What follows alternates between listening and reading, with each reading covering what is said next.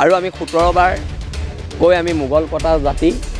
এই বাংলাদেশীকেইটাক খেদিবলৈ বা কাটিবলৈ আমাৰো সময় নালাগে কিন্তু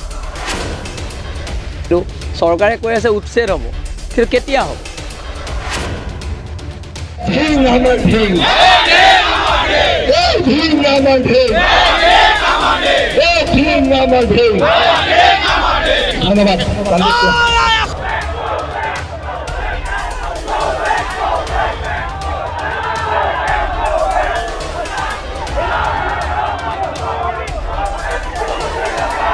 বীৰ লাচিত সেনাৰ আগৰ পৰা আমাৰ মটো চৰকাৰে আমাৰ ওপৰত যিমানখিনি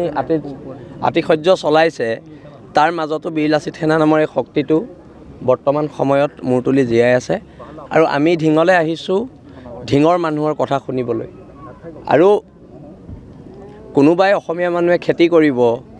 কোনোবা বাংলাদেশী মূলৰ মানুহ এটা আহি ক'ব মই তোক কাটি পেলাই দিম এই কথা বতৰাবোৰ কাইলৈৰ পৰা ঢিঙত নচলিব কথা বতৰাবোৰ স্পষ্ট যদি আমাৰ ওপৰত এখন হাত উঠে সিহঁতৰ ওপৰত 10খন হাত উঠিব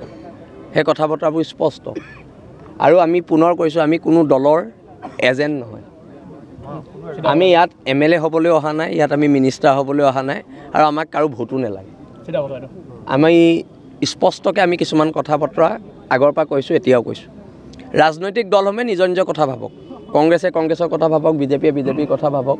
তেওঁলোকে ভাবক আমাৰ তাত ক'বলগীয়া একো নাই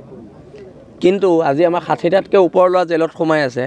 তাৰপিছত যদি আমাক কোনোবাই কয় যে আমি আমুকৰ এজেণ্ট তামুকৰ এজেণ্ট এই কথা বতৰাবিলাক অসমৰ জনগণে বিশ্বাস কৰাহেঁতেন আজি ঢিঙত ইমান মানুহ গোট নাখায় আজি ঢিঙৰ প্ৰত্যেক খিলঞ্জীয়া আবাল বৃদ্ধ বনিতা সকলো ওলাই আহিছে অলপ পিছত ইয়াত আৰু মানুহ হ'ব আৰু আজি এই যে ক্ষোভখিনি আজি আমি নকওঁ আজি ঢিঙৰ মানুহে নিজ মুখেৰে কওক আৰু যিখিনি মানুহে ৰাজনৈতিক লাভালাভৰ বাবে বাৰে বাৰে ঢিঙৰ কথাবিলাকক উপেক্ষা কৰি আছে সেই মানুহখিনি আজি ঢিঙৰ মৰ্মবেদনা বুজক আমি যোৱা 7 দিন ধৰি ঢিঙত আছোঁ আমি ঢিঙত মাত্ৰ 26খন অসমীয়া গাঁও আছে 26খন খিলঞ্জীয়া গাঁও আছে তাত বড়োসকলো আছে তাত অসমীয়া মানুহ আছে তাত কছাৰী সম্প্ৰদায়ৰ মানুহ আছে নেপালী সম্প্ৰদায়ৰ মানুহ আছে কিন্তু এই খিলঞ্জীয়া মানুহখিনি মৰ্মবেদনা আজিলৈকে ইয়াত কোনো বুজিব অহা নাই ঢিং টাউনত বোলে ৰাতি 7টা বজাত মহিলা ওলাব নোৱাৰে বেটেৰী ৰিক্সাই ড্ৰাগছ খায় মহিলাৰ ওপৰত অত্যাচাৰ চলায় এতিয়া কথাটো হৈছে কাইলৈৰ পৰা ঢিঙত আমি পৰিৱেশ বদলাবলৈ আহিছোঁ আৰু এই দায়িত্ব ঢিঙৰ খিলঞ্জীয়া মানুহে লৈছে আৰু ঢিঙে এইটো ব্যৱস্থা ল'ব ঢিঙৰ খিলঞ্জীয়া মানুহে আৰু আমি 17 বাৰ কৈ আমি মোগল কটা জাতি এই বাংলাদেশীকেইটাক খেদিবলৈ বা কাটিবলৈ আমাৰো সময় নালাগে কিন্তু চৰকাৰে কৈ আছে উচ্ছেদ হ'ব কিন্তু কেতিয়া হ'ব 12,000 বিঘা মাটি উচ্ছেদ হ'ব লাগিব আৰু তাত খিলঞ্জীয়াৰ দপদপনি থাকিব লাগিব আৰু আমি ঢিঙলৈ হাৰিবলৈ এইবাৰ অহা নাই আমি ঢিঙলৈ জিকিবলৈ আহিছোঁ আৰু যেতিয়া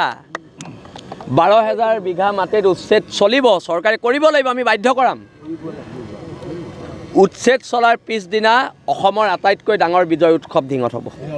মহাপুৰুষজনাৰ জন্মস্থান সংকটত পৰিছে যেহেতু গ্ৰাস কৰিবলৈ চাই নহয় আজি শংকৰদেৱে য'ত শিক্ষা গ্ৰহণ কৰিছিলে য'ত আদিপাঠ গ্ৰহণ কৰিছিলে তাত এজনো খিলঞ্জীয়া মানুহ নাই এজনো অসমীয়া মানুহ নাই কি অৱস্থাত আমি জীয়াই আছোঁ এই কথা বতৰাবিলাকক হিমন্ত বিশ্ব শৰ্মায়ো উপলব্ধি কৰিব লাগিব গৌৰৱ গগৈও উপলব্ধি কৰিব লাগিব কোনোবা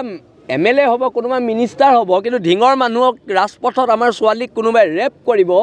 এই কথা বতৰাবোৰ কাইলৈ পৰা নহ'ব পৰৱৰ্তী কথাখিনি আমি কৈ আছোঁ